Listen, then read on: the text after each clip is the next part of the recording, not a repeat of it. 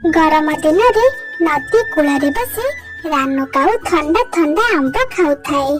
किछि दूर रे टिक्की चढ़ी रानू काऊ को देखुए। टिक्की सेठी बसी देखुचु कौन, आसे मो पाखकु आ। रानू काऊर डाकरे टिक्की चढ़ी रानू पाखकु चली आसे। टिक्की तू केबे मिठा मिठा ए रसवाला आंब खाइचु? हाँ रानू भौणी, आर वर्ष मु गोटे आंब खाइथिली, भारी स्वाद लागुथिला।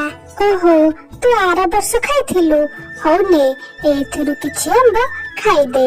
टिक्की चढ़े आंब खाइबाकु जेमिति जाए, रानू काऊ आंब टिकु आनी निजे खाइदिए। देखिलु टिक्की, मु तते केमिति बोका बनै देली।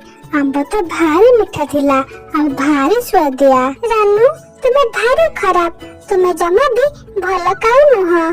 तुमे अन्य मानंकु लोभ देखाओ। मु एबे जाउची, मु तुम सह जमा भी कथा हेबिनी। एमिति कहि टिक्की चढ़ी सेठारु चली आसे।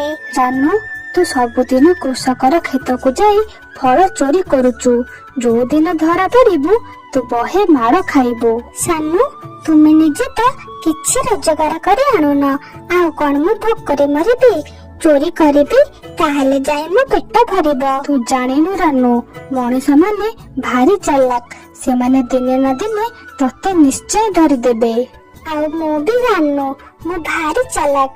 मु एमिति चोरी करूची, मु केबे भी धरा पड़िबिनी। पर दिन रानू काऊ पुणी थरे कृषकर खेत आड़कू चली जाए। से गोटे बड़ गछ पछपटे लुचिकी बसे।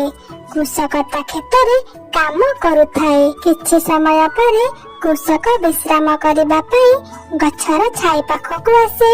आउ सेई मौका देखि रानू काऊ कृषकर खेत पाखकू चली जाए। आउ गोटे बड़ तरबुज पछरे लुचिकी बसी तरबुज खाइबाकू लागे। मन भरी तरबुज खाइला परे सेई तरबुजरु खंडे धरी रानू काऊ पुणी थरे सेई नदी कूलकू चली आसे। मिट्टू शुआ, बबलू पारा, एटिकी सुन, मो कथा टिकी सुन। किछि दूर रे बसिथिबा मिट्टू आ बबलू को रानू काऊ डाकिबाकू लागे। ए तरबुज ना भारी ठंडा आ मिठा, आर स्वाद पूरा अलगा। रानू, से तरबुजरु मते खंडे दे तो। ना ना, मु तते नुह, मु तो तरबुज मो बबलू भाई के देबी।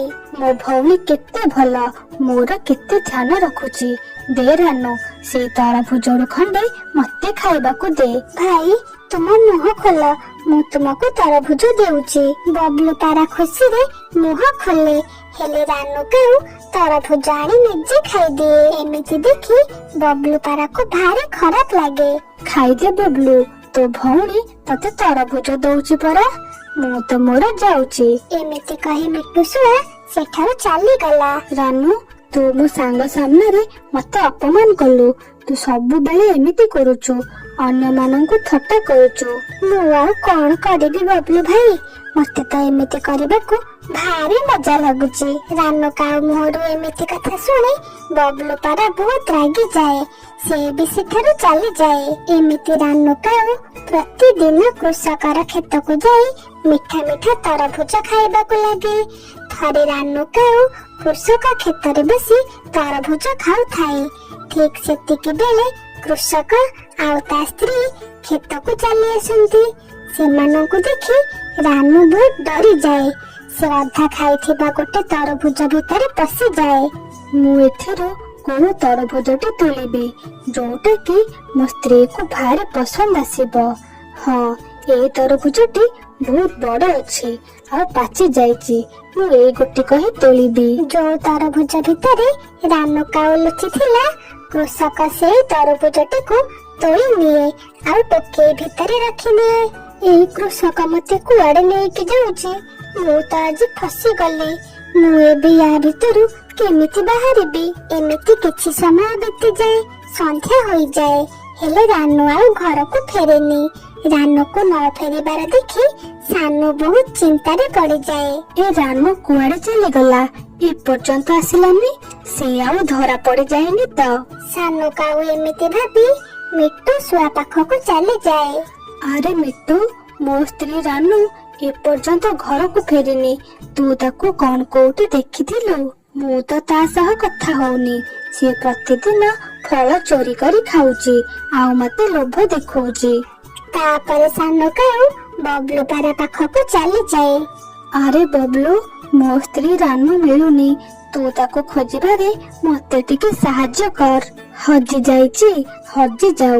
ମୁଁ ତ ଚାହେଁ ସେ ସବୁଦିନ ପାଇଁ ହଜି ଯାଉ। ସେ ଜମା ଭଲ ନୁହଁ।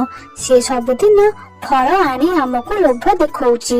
ରାନୁ କାଉର ଗୁଣ ପାଇଁ କେହି ଚଢେଇ ବି ତାକୁ ଖୋଜିବାକୁ ସାନୁ ସହ ଗଲେ ନାହିଁ। ମୁଁ ସକାଳେ ଦେଖିଥିଲି ରାନୁ କୃଷକର କ୍ଷେତ ଆଡକୁ ଯାଉଥିଲା। ଟିକି, ତୁ ଟିକେ ମୋ ସାଙ୍ଗରେ ଆସେ।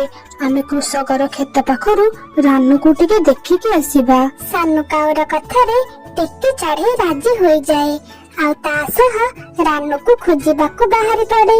ରାନୁ କାଉ ତ ଆଜି ଭଲ ଭାବରେ ଫସି ଯାଇଥିଲା। କୃଷକ ସେଇ ତରଭୁଜକୁ ଆଣି ଟୋକେଇ ଭିତରେ ରଖି ଦେଇଥାଏ। ଏଇ ନିଅ, ତୁମେ ଏବେ ଏଇ ତରଭୁଜଟିକୁ ଭଲ ଭାବରେ କାଟିଦିଅ। ଛୁରୀ କାଇଁ, ତୁମେ ଛୁରୀକୁ କୋଉଠି ରଖିଛ?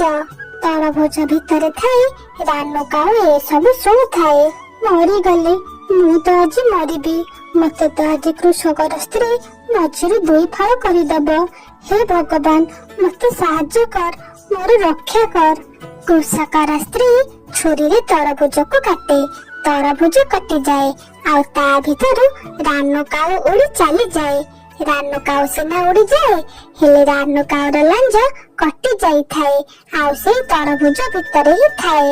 କାଉ କାଉ, ଶୁଣ, ଏଇ ତରଭୁଜ ଭିତରେ କାଉ କୁଆଡେ ଆସିଲା? ଓହୋ, ଇଏ ତାହେଲେ ସେଇ କାଉ ଯିଏ ପ୍ରତିଦିନ ମୋ ତରଭୁଜକୁ ଚୋରି କରି ଖାଉଥିଲା। ଭଲ ହେଇଛି, ତାର ଆଜି ଲାଞ୍ଜ କଟି ଯାଇଛି। ତାକୁ ଠିକ ଦଣ୍ଡ ମିଳିଛି।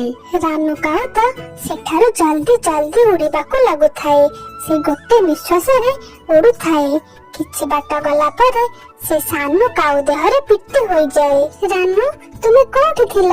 ସାନୁ ଭାଇ ଆଉ ମୁଁ ତୁମକୁ କେତେବେଳୁ ଖୋଜୁଛୁ। ଟିକି ଟିକି, ସାନୁ, ଏଇ ଦେଖ ମୋ ଲାଞ୍ଜ ଆଉ ନାହିଁ। ଟିକି ଚଢେଇର ଧ୍ୟାନ ରାନୁ କାଉର ଲାଞ୍ଜ ଉପରକୁ ଯାଏ। ରାନୁ କାଉକୁ ଦେଖି ଟିକି ତ ହସିବାକୁ ଲାଗେ। ରାନୁ ଭଉଣୀ, ତୁମେ ଲାଞ୍ଜ କାଇଁ? ତୁମ ଲାଞ୍ଜକୁ ତୁମେ କୋଉଠି ଛାଡି ଦେଇକି ଆସିଛ? ଟିକି, ମୋ ଲାଞ୍ଜ କୃଷକର ସ୍ତ୍ରୀ ପାଖରେ ଅଛି। ତୁ ଦୟାକରି ମୋ ଲାଞ୍ଜକୁ ସେଠାରୁ ନେଇ ଆସେ। ଟିକି, ଏବେ ତୁ ହିଁ କିଛି କରିପାରିବୁ। ସେଇ କୃଷକ ତ ଆମ 2 ଜଣଙ୍କୁ ଦେଖିଲା ମାତ୍ରକେ ବନ୍ଧୁକ ବାହାର କରି ଆଣିବ। ଟିକି, ମୋ ଭଉଣୀ, ମୋ ଉପରେ ଏତିକି ଦୟା କର। ମୋ ଲାଞ୍ଜ ମତେ ଫେରେଇ ଦେ। ଠିକ ଅଛି ରାନୁ ଭଉଣୀ, ମୁଁ ଯାଉଛି।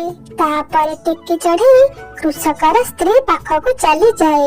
ମା, ଏଇ ଲାଞ୍ଜ ତୁମେ ମତେ ଦେଇଦିଅ। ଚଢେଇ, ଇଏ ସେ ଦୁଷ୍ଟ କାଉର ଲାଞ୍ଜ ଯିଏ ପ୍ରତିଦିନ ଆମ କ୍ଷେତରୁ ତରଭୁଜ ଚୋରି କରୁଛି। ମୁଁ ତୁମକୁ କଥା ଦେଉଛି, ସେ ଆଉ କେବେ ବି ତୁମ କ୍ଷେତକୁ ଆସିବନି। ମତେ ଏଇ ଲାଞ୍ଜ ଦେଇଦିଅ। ତା ଲାଞ୍ଜ ବିନା ସେ ଭାରି ଅସୁନ୍ଦର ଦେଖାଯାଉଛି। କୃଷକର ସ୍ତ୍ରୀ ଟିକି ଚଢେଇକୁ ସେଇ ଲାଞ୍ଜଟିକୁ ଦେଇଦିଏ। ଟିକି ଚଢେଇ ସେଇ ଲାଞ୍ଜଟିକୁ ଆଣି ସାନୁ କାଉକୁ ଦେଇଦିଏ ଆଉ ସାନୁ କାଉ ରାନୁ କାଉର ଲାଞ୍ଜକୁ ପୁଣି ଥରେ ଲଗେଇ ଦିଏ। ରାନୁ, ଏଥର ଯଦି ତୁ କୃଷକର କ୍ଷେତକୁ ଯାଇଥିବୁ ତାହେଲେ ତୁ ଜୀବନରୁ ଯିବୁ। ସାନୁ, ମୁଁ ତ ଏବେ ଭୁଲରେ ବି କୃଷକର କ୍ଷେତକୁ ଯିବିନି। ଏମିତି ରାନୁ କାଉକୁ ଠିକ ଶିକ୍ଷା ମିଳିଯାଏ।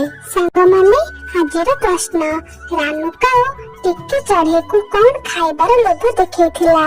ଏ ଆମ୍ବ, ବି ପିଜୁଳି, ସି କମଳା, ଡି ଡାଳିମ୍ବ। ଉତ୍ତର କମେଣ୍ଟରେ ନିଶ୍ଚୟ ଜଣାନ୍ତୁ।